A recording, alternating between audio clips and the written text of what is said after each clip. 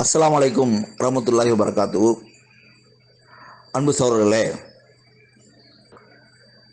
வக்ஃப் வாரிய திருத்தச் சட்ட மசோதா ஒன்றிய அரசின் இரு அவைகளிலும் அயோக்கியத்தனமாக நிறைவேற்றப்பட்டிருக்கிறது. யாரெல்லாம் முஸ்லிம்களின் பாதுகாவலர்கள் என்று நம்பிக்கொண்டிருந்தோமோ அவர்களுடைய நேரடியான அல்லது மறைமுகமான ஆதரவுடன் இந்த சட்டம் பாஸ் ஆகியிருக்கு. இதற்கு முழுமையான ஆதரவு அளிக்காத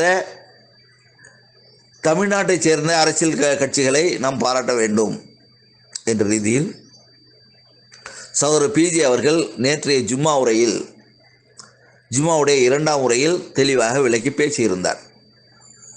இந்த மிகப்பெரிய பின்னடைவுக்கு காரணம் என்ன, இதை நாம் எப்படி எதிர்கொண்டு இருக்க வேண்டும், ஷாஹின்பாக் போன்ற போராட்டங்களை நாம் எப்படி எதிர்கொண்டோம், அதுபோல இந்த வக்ஃப் சட்டத்தை, இந்த திருத்தச் சட்டத்தை நாம் ஏன் எதிர்கொள்ளாததுதான் இந்த மிகப்பெரிய பின்னடைவுக்கு காரணம் என்று விளக்கி பேசியிருந்தார். இனி என்ன செய்ய வேண்டும் என்ற ரீதியிலும் அதற்கான ஆலோசனை சொல்லியிருந்தார். ஆனால் கடந்த காலத்தில் சகோதரர் பிஜே 2023ஆம் ஆண்டு வக்ஃப் வாரியம் தொடர்பாக பேசிய ஒரு வீடியோவை இன்றைக்கு பிஜேபி கட்சி கொண்டு வந்திருக்கக்கூடிய இந்த வக்ஃப் வாரிய திருத்த சட்டம் என்ற மசோதாவை ஆதரித்து பேசியது போன்ற ஒரு மாயையை ஏற்படுத்துவதற்காக 2023ஆம் ஆண்டு சகோதரர் பிஜே பேசிய ஒரு வீடியோவை எடுத்து பரப்பிக் கொண்டிருக்கிறார்கள். அந்த வீடியோவில் சகோதரர் பிஜே சொல்வது என்னவென்றால், 2023ஆம் ஆண்டு டிசம்பர் மாதம் 8ஆம் தேதி ஹர்நாத் சிங் என்று சொல்லக்கூடிய ஒரு பிஜேபியை சேர்ந்த ஒரு தனிநபர் ஒரு மசோதாவை கொண்டு வருகிறார். முஸ்லிம்களுக்கு வக்ஃப் வாரியம் என்று ஒன்று தேவையில்லை, அதை பொதுவாக ஆக்க வேண்டும், வக்ஃப் சொத்துக்களை பொது சொத்துக்களாக ஆக்க வேண்டும் என்ற ரீதியில் அவர் கொண்டு வருகிறார். உண்மையிலேயே அந்த மசோதாவால் முஸ்லிம்களுக்கு பாதுகாப்பு தான். வக்ஃப் வாரியம் ஒன்று இருப்பதுதான் முஸ்லிம் சொத்துக்களுக்கு மிகப்பெரிய ஒரு பின்னடைவு. முஸ்லிம் சொத்துக்களை சூறையாடுகிறார்கள். வக்ஃப் வாரியம் ஒன்று இல்லாவிட்டால் நிச்சயமாக அந்த சொத்துக்கள் முஸ்லிம்களை முறையாக சென்றடையும் என்ற ரீதியில் சகோதரர் பிஜே 2023ஆம் ஆண்டு டிசம்பர் மாதம் 24ஆம் தேதி ஒரு வீடியோவை பேசியிருக்கிறார். அந்த வீடியோவைத்தான் இப்பொழுது இவர்கள் எடுத்து பரப்பி இப்பொழுது கொண்டு வந்திருக்கக்கூடிய வக்ஃப் வாரிய திருத்த சட்ட மசோதா இருக்குல்ல, அதை ஆதரித்து பிஜே பேசுவதாக, அப்படி ஒரு மாயையை ஏற்படுத்துவதற்காக அந்த வீடியோவை பரப்பி கொண்டிருக்கிறார்கள். அந்த வீடியோவை போடக்கூடியவர்கள் முழுமையாக அந்த வீடியோ போட்டிருந்தால் கூட அந்த வீடியோவில் அவர் என்ன சொல்கிறார் என்பதாவது விளங்கும். முன்னால பாதி பின்னால பாதி இடத்தை வெட்டிட்டு இன்றைக்கு பிஜேபி கொண்டு வந்திருக்கக்கூடிய வக்ஃப் வாரிய திருத்த சட்டத்தால் முஸ்லிம்களுக்கு நன்மைதான், அதனால் முஸ்லிம்களுக்கு எந்த பாதிப்பும் இல்லை என்ற ரீதியில் பிஜே சொல்கிறார் என்ற ஒரு விஷக்கருத்தை மக்கள் மத்தியில் பரப்புவதற்காக அந்த வீடியோவை எடுத்து போட்டிருக்கிறார்கள். இது எவ்வளவு பெரிய அயோக்கியத்தனம் என்று பாருங்கள். வக்ஃப் வாரியம் என்று ஒன்று வைத்துக்கொண்டு என்ன செய்கிறார்கள் என்பதை பட்டியலிட்டு பேசுகிறார். கட்சி அலுவலகங்களுக்கு கொடுத்துடுறது, தனிநபர்களுக்கு கொடுத்துடுறது, எம்பிக்கள் எம்எல்ஏக்களுக்கு அவங்க என்ன கேட்குறாங்களோ அந்த இடத்துல எழுதி கொடுத்துறது. ஒரு ஊருனாக்கா அந்த இடத்துல ஒரு வக்ஃப் சொத்து இருந்துச்சுன்னா அது எம்பி கேட்பாரு, அவருக்கு எழுதி கொடுத்துட்டு தனக்கு சாதகமான விஷயங்களை ஒரு மெடிக்கல் சீட்டுக்காக வக்ஃப் சொத்து எழுதி கொடுத்த கதையெல்லாம் இருக்கு. டிஎம்கே ஆட்சிக்கு வந்தால் அவர்கள் சார்ந்தவர்களை வக்ஃப் தலைவராக போடுவாங்க. உடனே டிஎம்கே சார்ந்தவர்கள் எல்லாம் அதில் உறுப்பினராக இருப்பாங்க, முடிஞ்சவர்களை சுருட்டுவாங்க. எல்லாம் கடந்த காலத்தில் நம்ம பார்த்தோமா இல்லையா? ஏடிஎம்கே ஆட்சிக்கு வந்தால் அதே கதை தான் நம்ம கடந்த காலத்தில் பார்த்தோமா இல்லையா?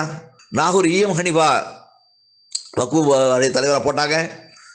அந்த காலத்தில் பார்த்தீங்கன்னாக்கா இத்தனை டிஎம்கே உறுப்பினர்களை உருவாக்கி எவ்வளவு வக்ஃப் சொத்துக்கள் சூறையாடப்பட்டுச்சு.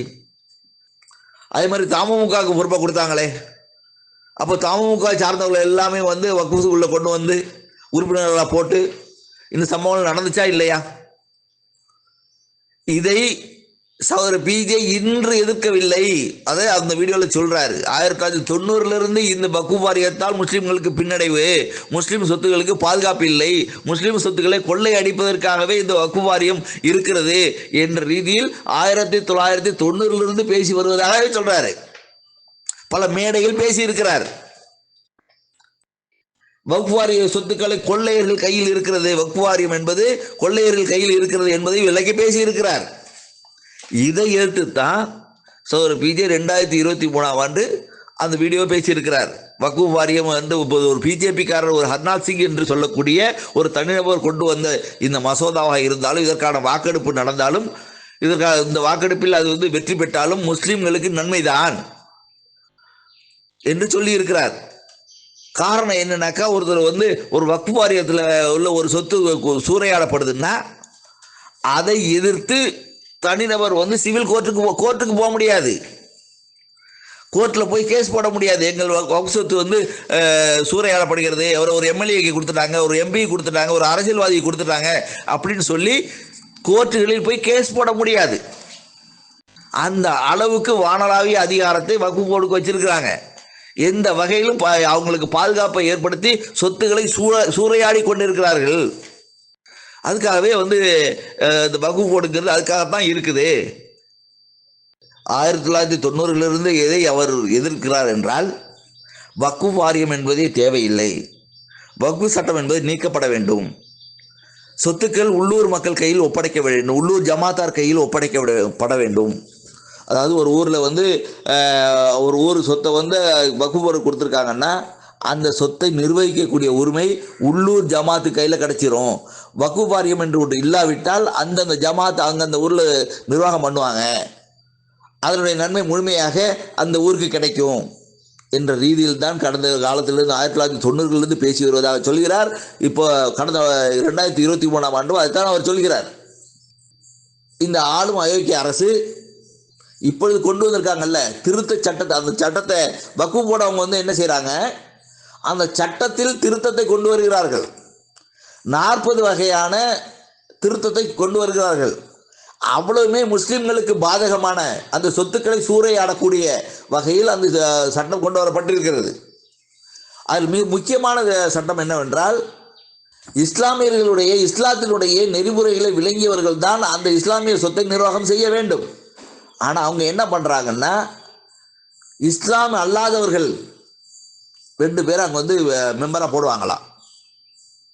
இஸ்லாம் என்றால் என்னவென்று தெரியாத, இஸ்லாமிய நெறிமுறை என்னவென்று தெரியாத 2 அவர்களுக்கு சாதகமான பிஜேபி ஆர்எஸ்எஸ் சிந்தனையில் உள்ளக்கூடிய, காவி சிந்தனையில் உள்ளக்கூடிய 2 பேரை அங்கே வந்து நிர்வாகியாக போடுவாங்களாம்.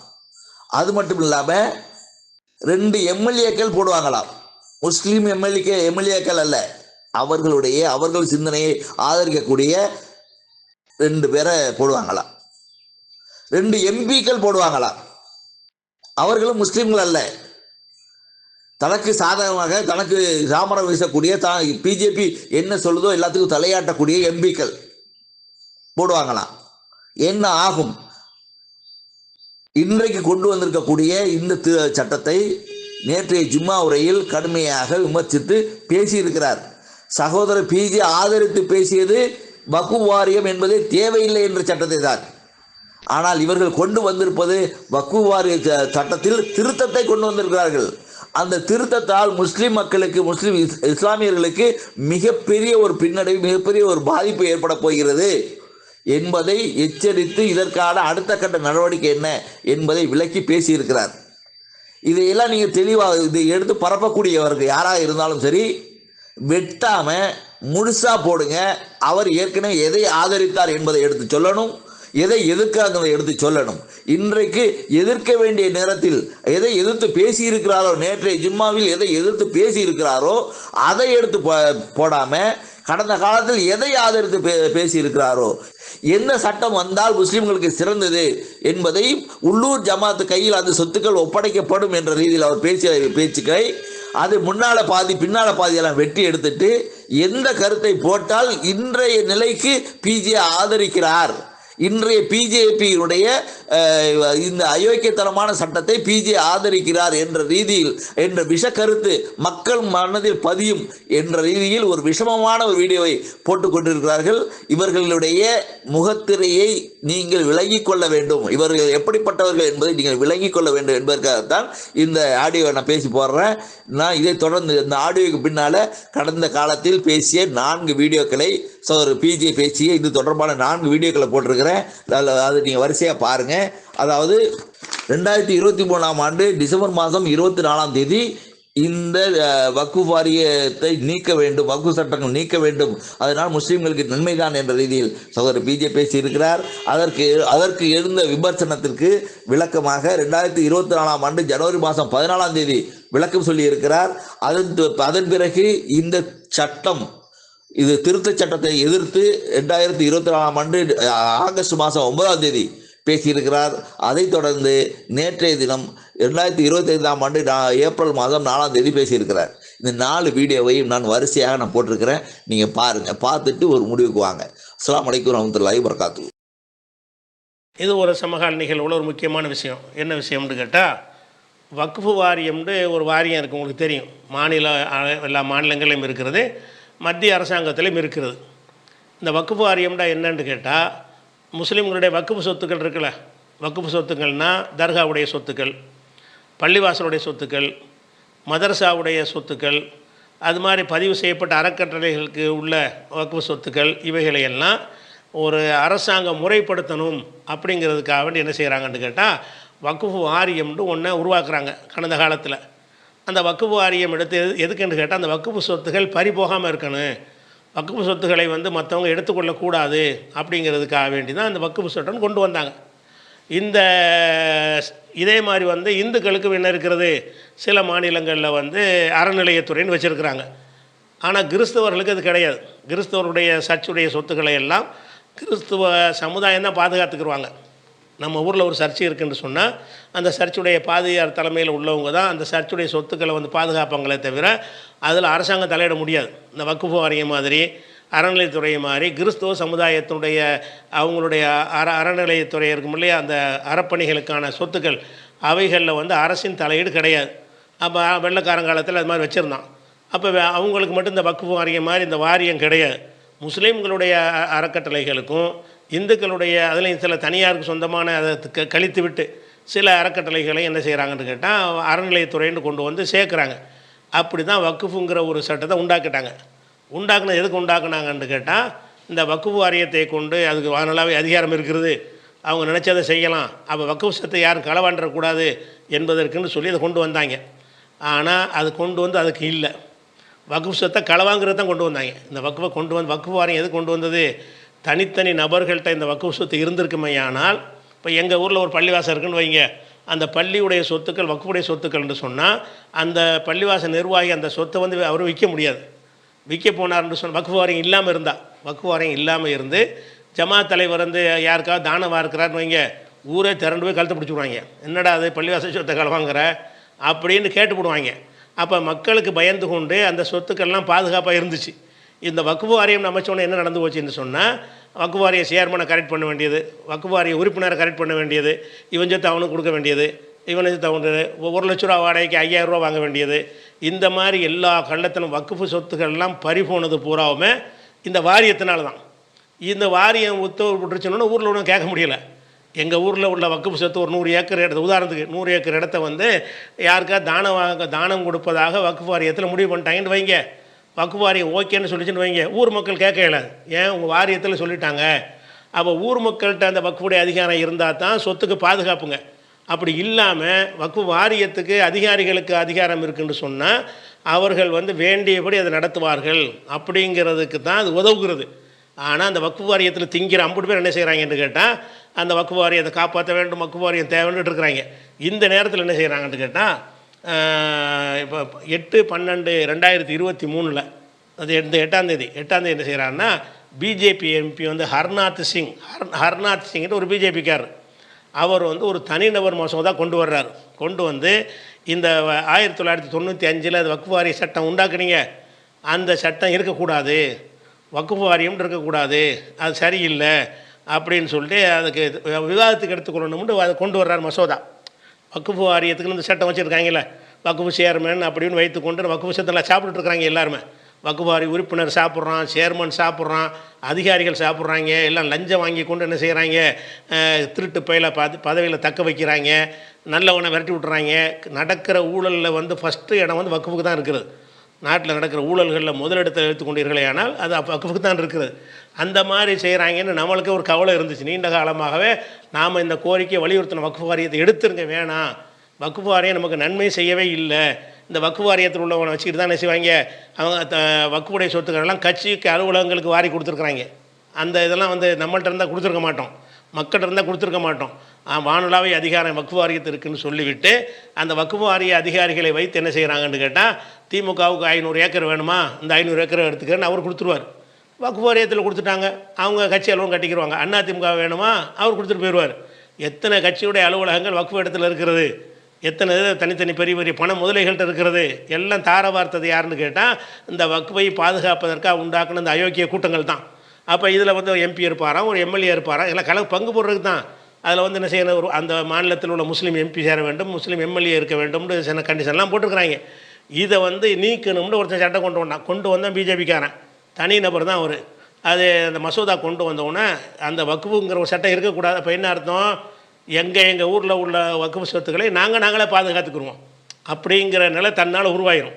வக்குஃப் போர்டுன்னு ஒன்று தலையிட்டு, உதாரணமாக எங்கள் ஊரில் உதாரணத்துக்கு தான் எங்கள் ஊரில் இல்லை இது, எங்கள் ஊர் உதாரணத்துக்காக எங்கள் ஊரில் ஒரு முத்தவள்ளி என்ன செய்கிறாரு, பல கோடி களவான்ட்டார், ஊரே கோபத்தில் கொந்தளிச்சிட்டு இருக்குது, நீக்கணும்னு.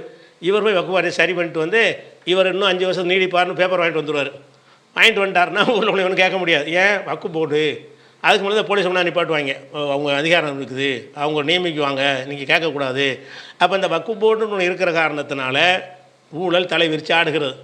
வழங்குதா, வேண்டிய ஆட்களுக்கு சொத்துக்களை தார வார்த்து கொடுக்குறாங்க. அவங்களுக்கு ஆளுங்கட்சியில் எந்த கட்சியை நியமிக்கிற அந்த கட்சிக்கு வந்து வக்குஃப் சொத்தை எல்லாம் தார வார்த்து கொடுத்துக்கிட்டு இருக்கிறாங்க. அந்த மாதிரியாக நடந்துக்கிட்டு இருக்கிற நேரத்தில் வந்து இப்படி ஒன்று இல்லாமல் இருந்தால் நல்லா இருக்குன்னு நம்ம நினச்சிக்கிட்டு இருக்கிறோம். அதே மாதிரி பிஜேபிக்காரன் என்ன செய்கிறான்னு கேட்டால், அவன் அந்த வக்குஃபு வாரிய சட்டத்தை வேணான்னு கொண்டு வந்து இதை தனிநபர் மசோதாவை தாக்கல் பண்ணுறான். அதை விவாதத்துக்கு எடுத்துக்கொள்ளலாமா இல்லையான்னு ஓட்டர் நடத்தும் பொழுது 53 பேர் விவாதத்துக்கு எடுத்துக்கலாம்னு சொல்லி 32 பேர் வந்து எடுத்துக்கொள்ளக்கூடாது, அவ்வளோ பேர் தான் இருந்தாங்க அன்றைக்கி பார்லிமெண்ட்டில். அன்றைக்கி ஆஜராகிருந்து எவ்வளோ பேர் தான், 50, 80, 85 பேர் தான் இருந்தாங்க. அந்த 85 உறுப்பினர்களில் வந்து 53 பேர் வந்து இதை விவாதத்துக்கு எடுத்துக்கொள்ளலாம், 32 பேர் எடுத்துக்கொள்ளக்கூடாதுன்றாங்க, நிறைவேறிச்சு. இப்போ என்ன செய்ய போகிறோம்னா, இது விவாதத்துக்கு நாளைக்கு வரப்போகுது.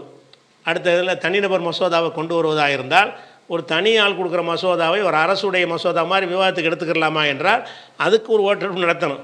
அந்த ஓட்டெடுப்பில் வந்து இது விவாதத்துக்கு எடுத்துக்கலாம்னு வந்துருச்சு. இப்போ என்ன செய்ய போகுதுன்னு கேட்டால், இதை வந்து விவாதத்துக்கு எடுத்துக்கிற போகிறாங்க. எடுத்து இந்த வக்குஃப் போர்டை ஒன்றும் தேவையில்லை என்ற அளவுக்கு முடிவுக்கு வருவாங்க. இதில் என்ன செய்கிறாங்கன்னா, அந்த வக்குஃப் வச்சு களவாண்டவங்களுக்கெல்லாம் குத்திக்குது. வக்குஃபு சட்டத்தினம் இந்த இஸ்லாமிய சமுதாயத்துக்கு நம்ம நடந்த மாதிரி என்ன செய்கிறாங்க, வக்குஃபு நிலங்களுக்கு அடையாளம் 500 ஏக்கர் வந்து தமிழகத்தில் கோவை மாவட்டத்தில் 500 ஏக்கர் இருக்கிறது. 500 ஏக்கர் இருக்குடா, மீட்கப்படாமல் இருக்கல, யாரால் மீட்கப்படாமல் இருக்கிறது? நீ வக்குஃப் போர்டு வைத்துக்கொண்டு நீ செஞ்ச அயோக்கியத்தினாலையா, தனி நபர்கள் ஜமாத்தாரர்களுக்கு ஏமாந்து விட்டுட்டாங்களா? அது மாதிரி இருக்குது. திருச்சி பகுதியில் 1000 ஏக்கர் இனாம் நிலங்கள் இருக்குதான், அதெல்லாம் பறி போயிடுச்சான். இப்போ பறி போச்சு. வக்குஃப் போர்டு இருக்கும்போது பறி போச்சா, இல்லாமல் இருக்கும்போது பறி போச்சா? கதை விட்றாங்க. இந்த மாதிரி லிஸ்ட்டை போட்டு வாங்க வக்குஃப் போர்டை மீட்க போகிறானோ. வக்குஃப் சொத்தையெல்லாம் அதிகாரிகளுக்கு தார பார்த்தது இவனும் தான். வக்குஃபில் இருக்கக்கூடிய அதிகாரிகளும் அதை வக்குஃப் வாரியத்தில் உள்ளவனு தான் அவளையும் செய்கிறான். வக்குஃப் பேரை சொல்லி திண்டு கொளுத்துக்கிட்டு இருக்கிறாங்க. அவங்க சொல்கிறாங்க, திருச்சியில் 1000 ஏக்கர் போய்விட்டது, சங்ககிரி பகுதியில் 300 ஏக்கர் நிலம் போய்விட்டது, சத்தியமங்கலம் பகுதியில் 100 ஏக்கர் போயிடுச்சு, திண்டுக்கல்லில் ஒரு 100 ஏக்கர் வக்குஃப் சொத்து போயிடுச்சு, நீலகிரி ஊட்டியில் ஒரு 200 ஏக்கர் போயிடுச்சு, அது மாதிரி வீட்டு மெயின் பஜாரில் 80 சென்ட் நிலம் போயிடுச்சு, ராமநாடு திருநெல்வேலியில் 1000கணக்கான ஏக்கர் வக்குஃப் நிலங்கள் மீட்கப்படாமல் இருக்கிறன, பல ஆயிரம் இருக்கிறது. இதுகளையெல்லாம் இந்த நேரத்தில் இந்த சட்டத்தை நீக்க பார்க்குறாருங்கிறாங்க. இந்த சட்டமெல்லாம் பறிபோயிடுன்னு சொல்கிறிய, இந்த பறி போனதுக்கு யார் காரணம்?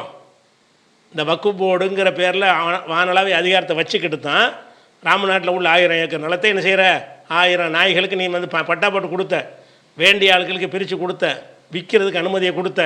அப்போ இந்த மாதிரி எல்லாம் ஊழலுக்கு துணை செஞ்ச சொல்லி எல்லா வக்குஃப் சொத்தையும் நாசமாக்குனதை யாருன்னு கேட்டால் இந்த வக்குஃப் வாரியம் தான். அப்போ இந்த வக்குஃப் வாரியம் வந்து குடிக்கிறாங்க. நான் பிஜேபி கொண்டு வந்தாலும் இதை நம்ம வரவேற்கணும். இந்த தீர்மானத்தை கொண்டு வந்தோம் பிஜேபி எம்பியாக இருந்தாலும் இது நாளைக்கு சட்டமாகும் என்று சொன்னால் என்ன வரும்னா, வக்குஃப் போர்டுன்ற ஒன்று இருக்காது. இருக்காதுன்னா என்ன வரும்? என் ஊரில் உள்ள பள்ளிவாசல் சொத்தை நான் தான் பாதுகாப்பேன். முத்தவள்ளி வந்து உங்களை கைக்குள்ளே போட்டுக்கிட்டு இஷ்டத்துக்கு விளையாட முடியாது. ஊர் மக்களுக்கு பதில் சொல்லணும். அவனுக்கு சட்ட ரீதியான எந்த ஒரு அங்கீகாரமும் கிடையாது. டேய் எங்கள் விற்கிறதுக்கு ஊர் மக்கள் ஒத்துக்கிறலப்போ விற்கக்கூடாது அப்படின்னு ஊர் மக்கள்லாம் சேர்ந்து பிடிச்சிட்டாங்கன்னு சொன்னால் ஒன்றும் செய்ய முடியாது. இன்றைக்கி பல வக்ஃபுடைய சொத்துக்களில் வந்து கடைகள் கட்டி விட்ருக்குறாங்க. ஒவ்வொரு கடைக்கும் வந்து 1 லட்ச ரூபா 2 லட்ச ரூபா வாடகை வரும். இவங்க என்ன செய்யறா, லஞ்சம் வாங்கிக்கிட்டு தர வாடகைன்னுக்கிட்டு 300 ரூபா 2 லட்ச ரூபா வாடகை வர இடத்துக்கு செய்கிறது 300 ரூபா வாங்கிக்கிடுவாங்க. மீதி வந்து பின்பக்கமாக என்ன செய்கிறது, அவங்க வாங்கிக்கிறது.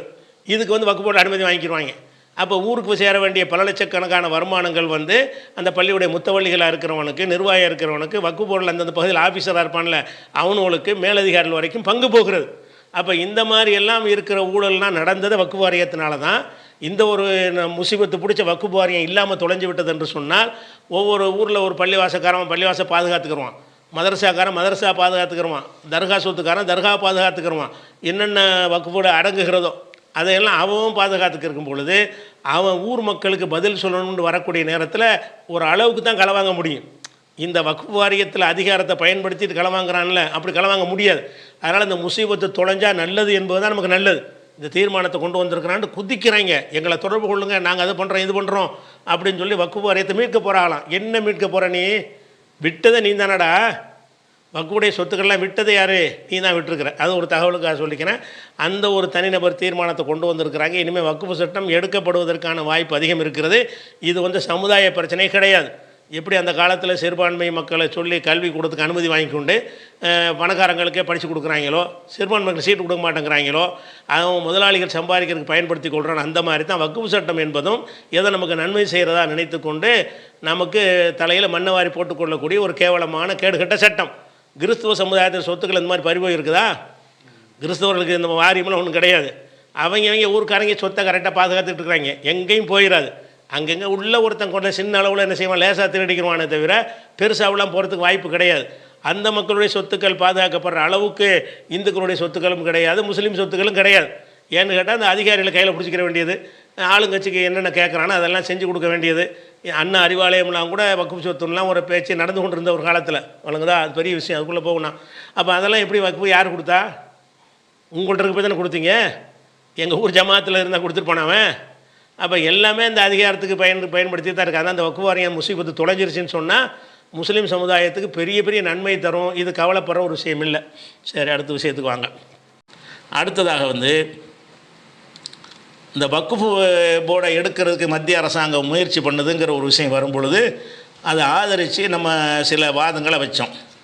அதுக்கு எதிராக என்ன செய்கிறாங்கன்னா, சில பேர் பயங்கர பிஜேபியுடைய சப்போர்ட் வந்த மாதிரி பயங்கர துரோகம் செஞ்சிட்ட மாதிரி, எவ்வளோ பெரிய அற்புதமான லட்டு மாதிரி ஒரு திட்டம், இதை போய் நீங்கள் வந்துக்கிட்டு வக்ஃப் போர்டை வந்து கலைக்கிறது எப்படி ஆதரிக்கிற மாதிரி ஒரு பேசி கொண்டு இருக்கிறார்கள்.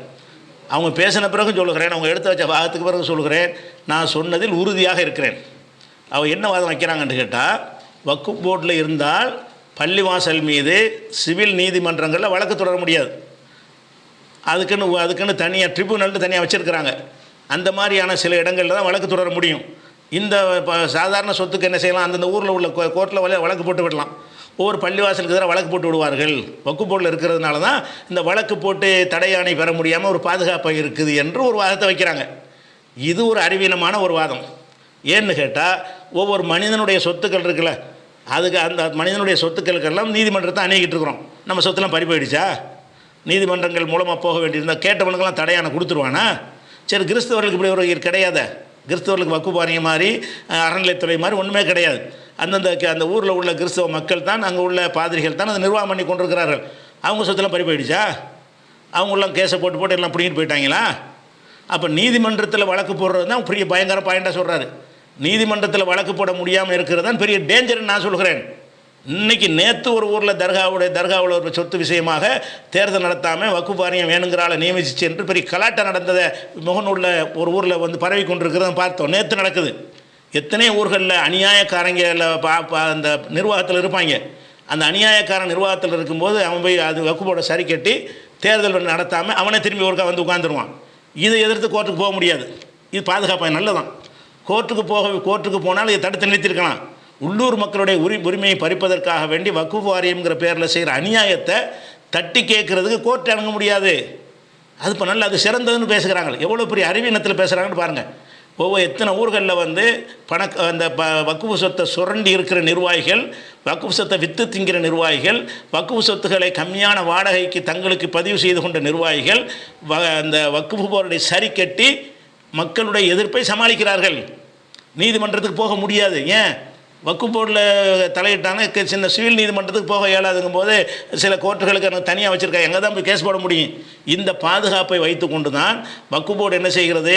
பல அரசியல் கட்சிகளுக்கு வக்ஃப் சொத்தை தாரை வார்க்கிறது. திமுக ஆட்சியில் திமுகவுடைய பணிகளுக்கு வக்ஃப் சொத்துக்கள் தாரை வார்க்கப்பட்டிருக்கின்றன. அதிமுக ஆட்சியிலும் அப்படி தாரை வார்க்கப்பட்டிருக்கின்றன. அப்போ அந்த வக்ஃப் நிர்வாகத்தில் இருந்து கொண்டு வக்ஃப் சொத்துக்களை கொண்டு வந்து என்ன செய்கிறது? இதை அந்த கட்சி அறிவாலயம் கட்டிக்க, இது அதை கட்டிக்க என்று சொல்லி என்ன செய்கிறது? வக்ஃப் சொத்துக்கள்லாம் இந்த தாரை வாக்குறீங்களே, இதுக்கு எதிராக கோர்ட்டுக்கு போக முடியலை. அந்த கோர்ட்டுக்கு போக முடியாதுங்கிறது எதுக்கு உதவுது என்று கேட்டால், நீங்கள் கொள்ளையடிப்பதற்கு உதவுகிறது. கொள்ளையடிப்பதை தட்டி கேட்க முடியாமல் போவதற்கு உதவுகிறது. அந்த ஊருக்காரன் அந்த ஊர் சொத்தை பாதுகாக்கணுங்கிற அதிகாரம் இருந்தால் அது எப்படி இருக்கும்?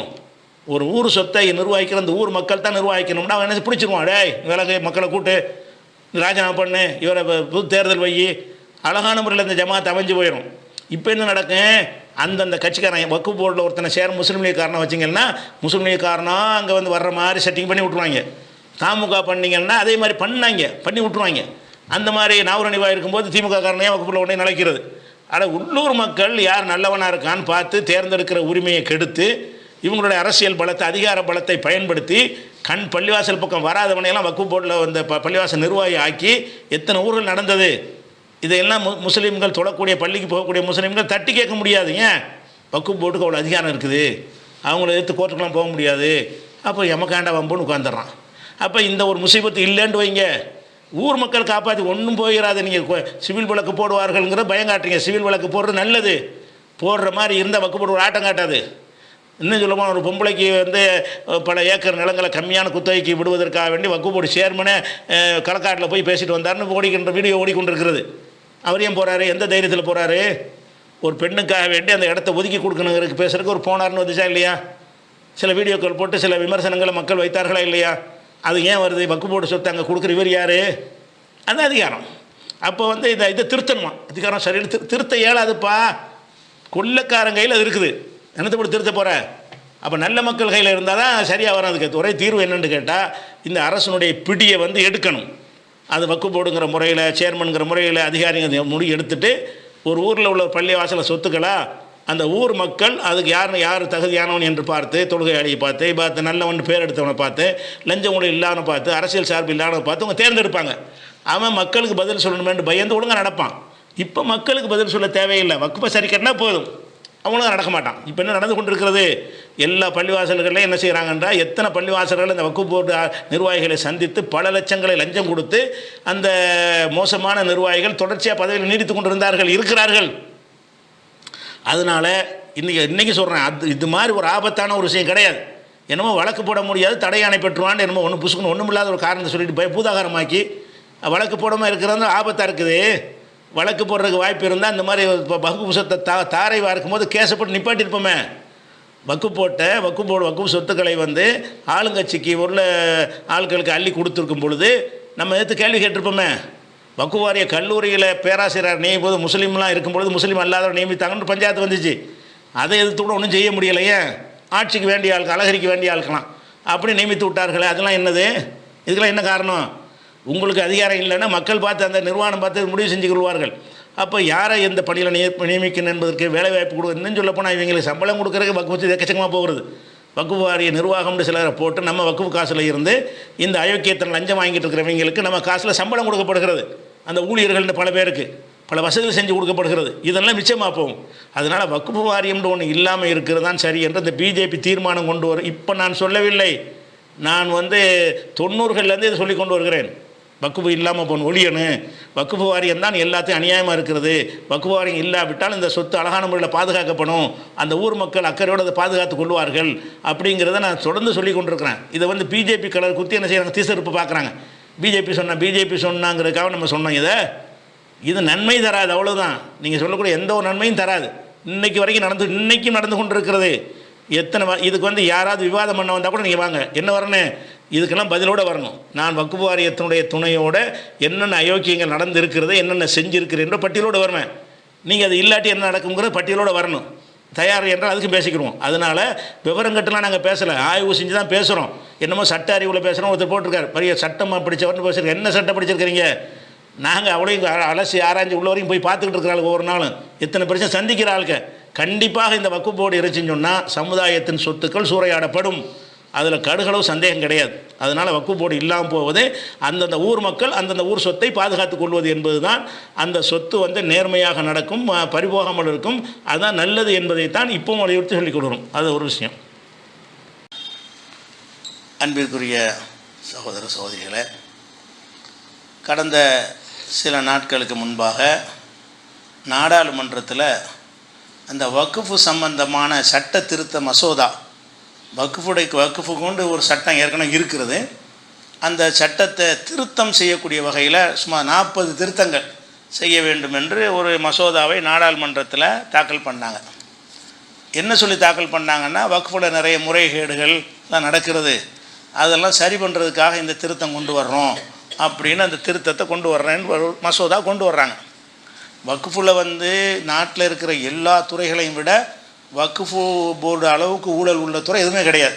அது நிஜம்தான். வக்ஃபில் உள்ளது அநியாயம் பண்ணுறாங்க. சமுதாயத்தின் பேரால் வக்ஃபு வாரியம் வச்சுக்கிட்டு முஸ்லீம் சமுதாய தலைவர்கள் சொல்லிக்கொண்டு அந்த வக்ஃபு சொத்துக்களை வேண்டியவனுக்கு தார வார்க்கிறது, விற்கிறது, சுரண்டுறது, 1 லட்ச ரூபா வாடகை உள்ளது 5000 ரூபாய்க்கு கொடுக்குறது, அதில் சைடில் அது கமிஷன் வாங்கிக்கிறது, கொஞ்சம் நஞ்சம் ஊழல் கிடையாது. ஊழலில் ஊறி திளைத்த ஒரு துறை தான் வக்ஃபு வாரியம்ங்கிறது. அதை திருத்த வேண்டிய விஷயங்கள் நிறைய இருக்குது, அது மாற்றுக்கிறதுலாம் இல்லை. ஆனால் இவங்க திருத்தம்னு கொண்டு வந்தது, அதுக்கு கொண்டு வந்ததாக தெரியல.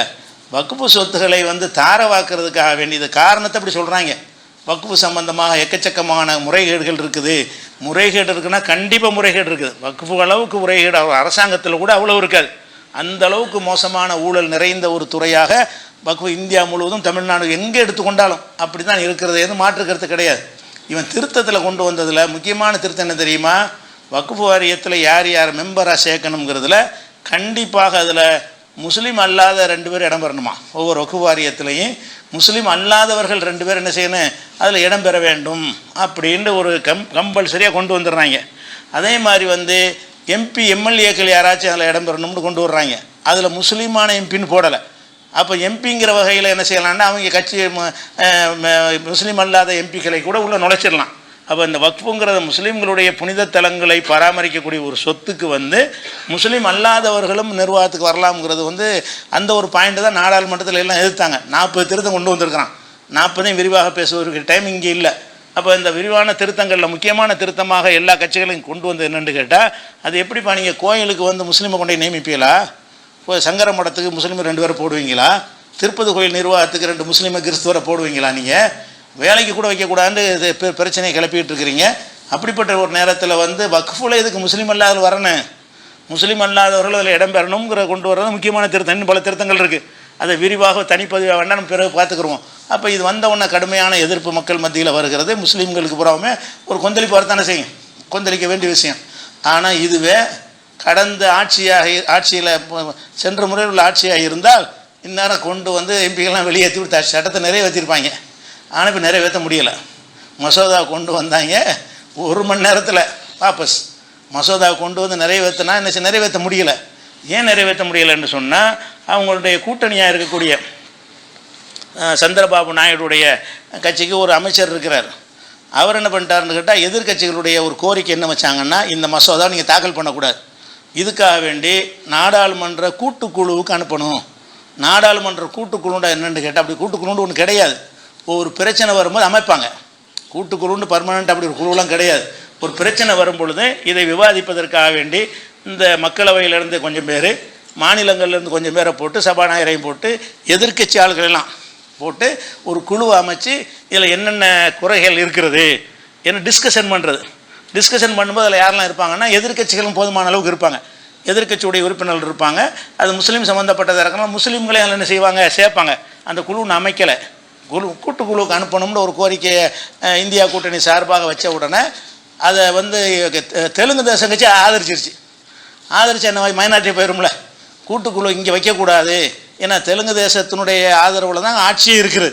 அவன் எதிர்த்து நினைச்சு நான் தெலுங்கு தேசத்துலேருந்து இதை கூட்டுக்குழுவுக்கு தான் அனுப்பினேன், இதை வந்து இங்கே மசோதா இங்கே தாக்கல் பண்ணக்கூடாது அப்படின்னு சொன்னவுடனே ஆகா அப்படின்னா ஓட்டு கிடைக்காது, இப்போ மசோதாவில் எதிர்த்து வாக்களிச்சிருவாங்க, அவன் இது இப்போ கூட்டுக்குழுக்கு அனுப்ப சொல்லிட்டான்ல அப்படின்னு அந்த மசோதாவை அவங்க ஆதரிக்க மாட்டாங்க. அவங்களுக்கு மெஜாரிட்டி கிடையாது. இந்த கூட்டணியை வச்சு தான் பார்லிமெண்ட்டில் மெஜாரிட்டி இருக்குது. ராஜ்யசபாவுக்கு போனாலும் அவங்க ஜெயிக்க முடியாது, அதுலேயும் மைனாரிட்டியாக இருக்கிறாங்க. அதோட பார்த்தாங்க அந்த தெலுங்கு தேசமும் மாறிக்கிட்டவுடனே கூட்டுக்குழுக்கு அனுப்புகிறோன்னு ஒத்துக்கிட்டாங்க. இப்போ கூட்டுக்குழுன்னு ஒரு குழு இன்னும் அமைப்பாங்க. ஒவ்வொரு பிரச்சனைக்கான 2G அப்படி ஒன்று பிரச்சனை வரும்போது அமைப்பாங்க. அந்த வேலை முடிஞ்சோன்னா அந்த கூட்டுக்குழு கலைஞ்சிரும். கூட்டுக்குழுன்னு நிரந்தரமாக இருக்க மாட்டாங்க. ஒரு இஷ்யூவுக்கு தகுந்த மாதிரி கூட்டுக்குழுன்னு ஒன்று அமைக்குவாங்க. அமைச்சாங்கன்னு சொன்னால் அவங்க சில விஷயங்களை பரிந்துரை செய்வாங்க. அதில் அந்த பரிந்துரை ஏற்கனவே கட்டாயம் இல்லையா, அப்படி அந்த கூட்டுக்குழுடைய சட்டத்தில் போட்டிருக்கிறாங்க. இருந்தாலும் பரிந்துரை செய்யும்போது என்ன ஒன்று அந்த கூட்டுக்குழுவில் இதெல்லாம் நீக்கப்பட்டுரும். ஆனால் முஸ்லீம் அல்லாதவர்கள் இடம்பெறணும், இந்த டேஞ்சரான விஷயங்கள் இருக்குல்ல, அதையெல்லாம் சொல்லும்போது கூட்டுக்குழு என்ன செய்வாங்கன்னா எதிர்த்து ஸ்ட்ராங்காக எடுத்து வைப்பாங்க. எடுத்து அதுபோல் முஸ்லீம்களுடைய அறிஞர்கள்ட்ட, உலமாக்கள்கிட்ட, முஸ்லீம் இயக்கங்கள்கிட்ட எல்லாத்தையும் கருத்தெல்லாம் கேட்கணும். எந்த துறையை பற்றி பேசுகிறோமோ அது துறை சம்பந்தமாக எல்லாத்தையும் கருத்து கேட்கணும்லாம் வந்துடும் கூட்டுக்குழு இருந்தால். அப்படி வரும் பொழுது இந்த சட்டம் வந்து இதே வடிவத்தில் அமல்படுத்தப்படாது. இப்போ என்ன மாதிரி கொண்டு வந்தாங்களோ அதே வடிவத்தில் அமல்படுத்தப்படாது. அது பரிந்துரைக்கு பிறகு மாற்றம் செய்யப்படும் இருக்குது. இன்ஷா அல்லாஹ் மாற்றம் செஞ்சு வரும்போது பார்த்துக்கொள்ளலாம். இது சம்பந்தமான முழுமையான விளக்கத்தை தனிப்பதிவாக பின்னாடி போடுவோம். அஸ்ஸலாமு அலைக்கும். அன்பிற்குரிய சகோதர சகோதரிகளை, இந்த வக்ஃபுடைய சட்ட மசோதாவை நேற்று நள்ளிரவில் 2 மணிக்கு வாக்கெடுப்பு நடத்தி நிறைவேற்றியிருக்கிறார்கள். இரவில் பார்லிமெண்ட் நல்ல தூக்க காலத்தில் இருப்பாங்கன்னு சொல்லிட்டு நள்ளிரவு 2 மணிக்கு வாக்கெடுப்பு நடத்தி நினைஞ்சிருக்கிறாங்க. அந்த மசோதா நிறைவேறி போச்சு, பாராளுமன்றத்தில் நிறைவேறி போச்சு, அப்புறம் மாநிலங்கள் அவையிலையும் நிறைவேறி போச்சு. நிறைவேறதில் வந்து இவங்களுக்கு பிஜேபிக்கு இருக்கிற மெம்பர் வந்து 240 தான். ஒரு மசோதா நிறைவேறுவதாக இருந்தால் சரி பாதிக்கு மேலே ஒன்று கூட இருக்கணும். 540 எம்பிக்கள் இருந்தாங்கன்னு சொன்னால் 271 பேர் வாக்களித்தா தான் நிறைவேறும். இவங்களுக்கு இருக்கிறது 240 தான் இருக்கிறாங்க. 240 பேர் ஆதரவு தெரிவித்தால் ஜெயிக்க முடியாது தீர்மானம். ஆனால் இது எதை கொண்டு எப்படி இந்த ஓட்டில் 288 இப்படி வந்துச்சுன்னு கேட்டால், அந்த நிதிஷ்குமாருங்கிற முஸ்லீம்களுக்கு நண்பன் வேஷம் போட்டு இருக்கிற நிதிஷ்குமார், சந்திரபாபு நாயுடு, அந்த ராம்விலாஸ் பாஸ்வானுடைய மகன், இவங்களெல்லாம் முஸ்லீமுக்கு நண்பர்னு வேடம் போட்டுக்கொண்டு ஏமாற்றி கொண்டு இருந்தாங்கல்ல. நாங்கள் பிஜேபியில் இருந்தாலும் பிஜேபியால் ஒரு தீமை வரும் என்றால் நாங்கள் தடுத்து நிறுத்திடுவோம் என்றெல்லாம் டைலாக் விட்டு ஏமாற்றிட்டு இருந்தாங்க. இப்போ சாயம் வலுத்துருச்சு. எல்லோரும் சேர்ந்து நினைஞ்சிட்டான் அந்த முஸ்லீமுடைய பள்ளிவாசல் வக்ஃபு சொத்துக்களை எல்லாம் என்ன வேண்டாலும் செய்யலாங்கிற அளவுக்கு ஒரு சட்டத்தை கொண்டு வர்றான். இஸ்லாமிய நெறிமுறைகள் விளங்காதவர்களால் மெம்பர் ஆக்கணும் அப்படின்னு ஒரு சட்டத்தை கொண்டு வருகிறான். பள்ளிவாசலில் எல்லா சொத்துக்களையும் கபலீகரம் செய்வதற்கு இந்த சட்டத்தை கொண்டு வருகிறான். அதுக்கு துணை போகிறார்கள் என்று சொன்னால் நம்ம என்ன விளங்க வேண்டியிருக்கிறது? அவன் பிஜேபியோட சேர்ந்து அதை செய்யும் எவ்வளோ சொன்னாலும் பொய் சொன்னான்னு அர்த்தம். அது எப்போ ஆதரிக்க ஆரம்பிச்சிட்டாங்களோ அதெல்லாம் வந்து என்ன செய்வாங்க, எந்த ரேஞ்சுக்கு போயிடுவாங்க. அதனால என்னன்னு இன்றைக்கி அவங்களுக்கு தான் ஒரு இழப்பு. 2 முஸ்லீம் எம்பிக்கள் வேறு அந்த நிதிஷ்குமாருக்கு இருந்தாங்க. 2 பேரும் இன்றைக்கி ராஜினாமா பண்ணிட்டாங்க. நான் நம்பணும் நிதிஷ்குமாரை எம்பியை ராஜினாமா பண்ணுற சின்ன விஷயம் கிடையாது. அப்போ 2 எம்பிக்களும் அவ்வளோ பெரிய பதவியில் இருந்து கூட என்ன செஞ்சாங்க, இவர் வந்து பிஜேபியோட இருந்தால் கூட நம்ம நலன் வரும்போது விட்டு கொடுக்க மாட்டார் என்று ஒரு பெருசு நம்பணும். ஆனால் துரோகம் பண்ணிட்டார் நிதிஷ்குமார்னு சொல்லி நிதிஷ்குமார் கட்சியில் இருந்து 2 எம்பிக்கள் ராஜினாமா பண்ணிட்டாங்கன்னு வைங்க. இப்போ மசோதாவை இங்கே நிறைவேற்றிட்டான். தமிழ்நாட்டிலேருந்து உள்ள கட்சிகளை நம்ம ரொம்ப பாராட்டணும். தமிழ்நாட்டில் உள்ள எல்லா கட்சிகளும் சேர்ந்து ஒரு மனதாக அந்த மசோதாவை இணைஞ்சிருக்கிறாங்க, எதிர்த்து வாக்களிச்சிருக்கிறாங்க. மேலவையில் மாநிலங்களவையில் ஒருத்த மட்டும் இணைஞ்சிருக்க வாசன் ஒரு சைத்தான். அவன் வந்து அவன் மூப்பனார் இருக்கும்போதெல்லாம் நடந்தே இருக்காது. அவருடைய மகனாக இருந்துக்கிட்டு பிஜேபியுடைய ஒட்டு கட்சியாக இருந்து கொண்டு அந்த ஒரு ஆள் மட்டும்தான் ஆதரவு, மாநிலங்களவையில் ஆதரவாக வாக்களித்த ஒரு ஆள். இன்னொரு வந்து அன்புமணிங்கிறவர் வெளிநடப்பு செய்கிறார். இது வெளிநடப்பு செய்கிற விஷயமா? வாக்களிப்பு நான் இதுலேயும் சேரமாட்டேன் அதுலேயும் சேரமாட்டேங்கிற இந்த ட்ராமா போட்டு அவர் வெளியே வந்திருக்கிறார். அப்போ இந்த 2 பேர் தான் துரோகம் பண்ணியிருக்கிறார்களே தவிர பாக்கி எல்லா அதிமுக உள்பட எல்லா கட்சியுடைய எம்பிக்களும் இணைஞ்சிருக்காங்க, அதை எதிர்த்து வாக்களித்திருக்கிறார்கள். அதை நம்ம வரவேற்கணும், அவங்களுடைய உழைப்பை நம்ம பாராட்டணும். ஒரு நல்ல வேலையை செஞ்சுருக்கிறாங்க. ஆனாலும் இப்போ பாஸ் ஆகிடுச்சு. பாஸ் ஆன பிறகு அந்த போராட்டம் இந்த போராட்டம் அதெல்லாம் வேஸ்ட்டு. சட்டம் பாஸ் ஆகிடுச்சு. நாளைக்கு இப்போ ஜனாதிபதிக்கு அனுப்புவாங்க, கையெழுத்து போட்டு அனுப்பிடுவாங்க. இதுக்கு அடுத்து இதை என்ன செஞ்சுருக்கணும், ஏற்கனவே என்ன செஞ்சுருக்க வேண்டும் என்று சொன்னால் இது வந்து ஒரு சிஐஏ அளவுக்கு ஒரு போராட்டமாக நடத்தியிருக்கணும். சும்மா ஒவ்வொரு கட்சிக்காரங்களும் நாங்களும் இருக்கிறோன்னு காட்டுவதற்காக வேண்டி இங்கிட்ட ஒரு 100 பேர் அவன் ஒரு 100 பேர் இவன் ஒரு 100 பேர் போட்டு கத்திட்டு நாங்கள் வக்குப்புக்காக வேண்டி போராடிட்டோம்னா அதெல்லாம் வேலைக்கு ஆகாது. சிஏக்கு போராடணும்ல, நாடு ஸ்தம்பிக்கணும். ஸ்தம்பிக்கிற அளவுக்கு உட்காந்துருந்தானே கொண்டே வந்திருக்க மாட்டான். ஆரம்ப காலத்தில் இந்த சாகின் பாக்கில் உட்காந்த மாதிரி ஒரு போராட்டமாக மக்கள் எடுத்திருந்தாங்கன்னு சொன்னால் நிச்சயமாக அந்த தீர்மானத்தை எடுத்திருக்க உலக கவனத்தைலாம் பெற்றும். முஸ்லீம்களுக்கு என்னமோ நடக்குன்னு சர்வதேச பார்வையெல்லாம் வரும்போது என்ன செய்வாங்கன்னா பயந்து இது பெரிய இஷ்யூ ஆகுது, முஸ்லீம் நாடுகள்லாம் ஒரு நம்மளை கவனத்தில் கொண்டாங்கன்னா நமக்கு பெரிய பாதிப்பாயிருங்கிற ஒரு நிலைமை ஏற்படுத்தி இருக்கலாம். ஆனால் யாரும் என்ன செய்யலை, அப்படியான முன்னெடுப்பு செய்யவில்லை. தங்களே அடையாளம் காட்டிக் கொள்வதற்கு தனித்தனி இயக்கங்களாக போராட்டங்கள் பண்ணினாங்க. இனி பண்ணுறது வேலையில்லை. இனி ஒரே விஷயம் என்னென்னு கேட்டால், நீதிமன்றத்தில் நிற்காது. நீதிமன்றத்தில் முஸ்லீமுடைய ஒரு சொத்தை முஸ்லீம் அல்லாதவர்களை கொண்டு நிர்வகிக்கலாம்னு வரக்கூடிய அந்த ஒரு பேஸில் அடிபட்டு போயிடும். இது மத ரீதியான ஒரு நிறுவனம், மத ரீதியான விஷயத்தை மத ரீதியான நம்பிக்கை உள்ளவர்கள் தான் நிர்வகிக்கணும். வக்ஃப் போர்டில் 2 முஸ்லீம் அல்லாத கண்டிப்பாக இருக்கணுங்கிறான். அதுக்கப்புறம் எம்பி எம்எல்ஏ 2 பேர் இருக்கணுங்கிறான். அது முஸ்லீம்ன்ற வார்த்தை முன்னாடி வச்சு எடுத்துக்கிட்டான். அதுவும் முஸ்லீம் இல்லாமல் இருக்கலாம். 2 கம்பல்சரியாக முஸ்லீம் அல்லாதவர்கள் 2 பேர் இருக்கணுமா.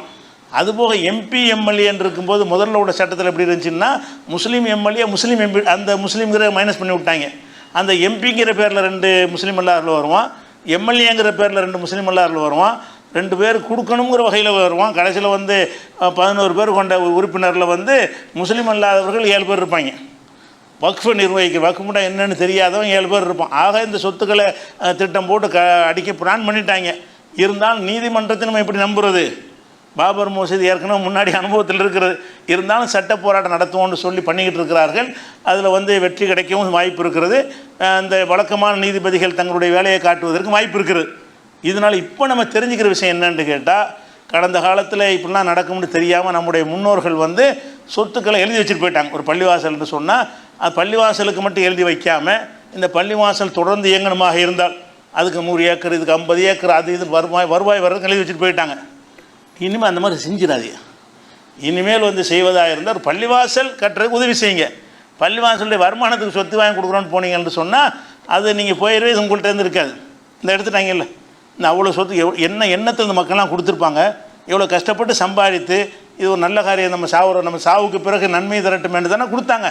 அப்போ நம்ம மரணத்துக்கு பிறகு நன்மை தரும் என்ற அந்த கொடுத்த சொத்துக்கள் எல்லாம் இன்னைக்கு கபலீகரம் செய்வதற்கு பகிரங்கமாக டிக்ளேர் பண்ணி யுத்தம் செய்கிற டிக்ளேர் பண்ணி என்ன செய்கிறான், எடுத்துக்கொள்வானேயானால் அப்போ நீ எழுதி வைப்பதை யோசிக்கணும்.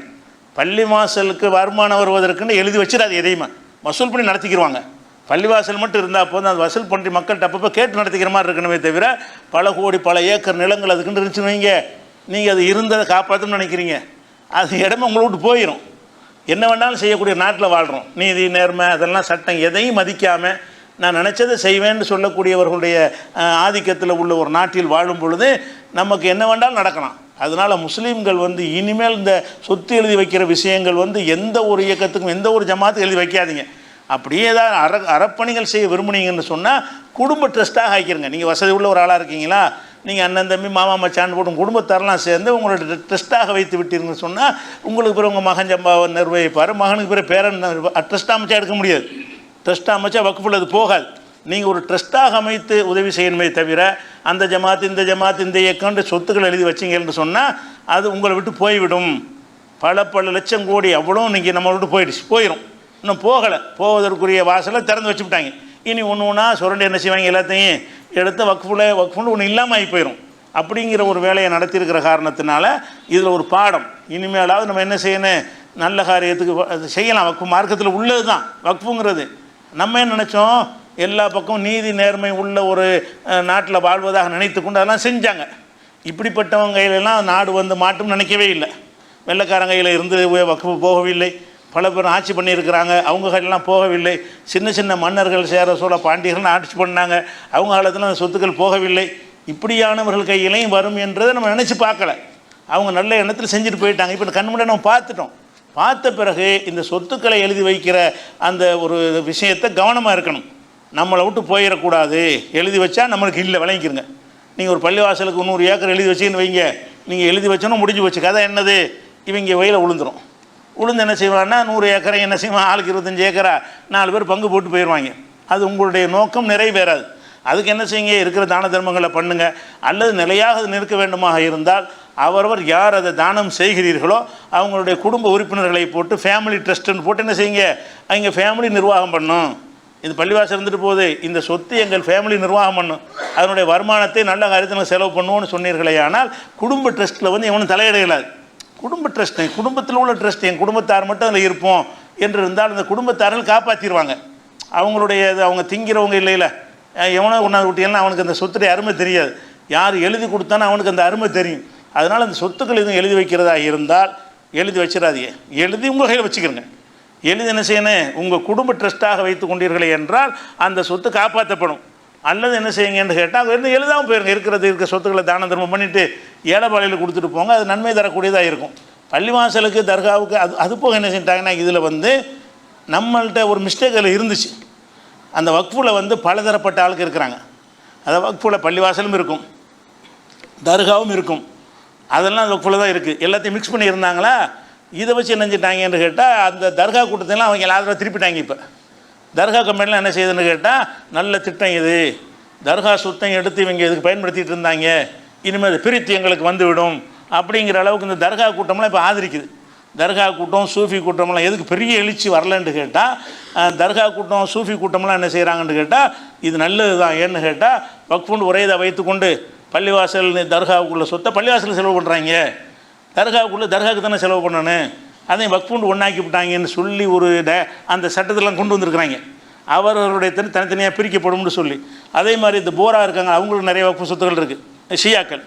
ஷியாக்களுக்கு தனி வாரி அமைக்கப்படும், அதெல்லாம் அந்த சட்டத்தில் கொண்டு வந்திருக்கிறாங்க. அதை வச்சு என்ன செய்கிறாங்கன்னா, முஸ்லீம்லே சில பேர் எங்களுக்கு தனி வாரியமாக நாங்களும் ஆதரிக்கிறோம், அப்போ இந்த தீர்மானம் சிறப்பானதுன்னு சொல்லக்கூடிய முஸ்லீம்களையும் உண்டாக்கிட்டாங்க. ஏன்னு கேட்டால் அந்த வக்ஃபு வந்து பிரிக்கப்படாமல் எல்லாம் வக்ஃபுன்னு முறைப்படி சரியில் பிரித்து தான் இருக்கணும்.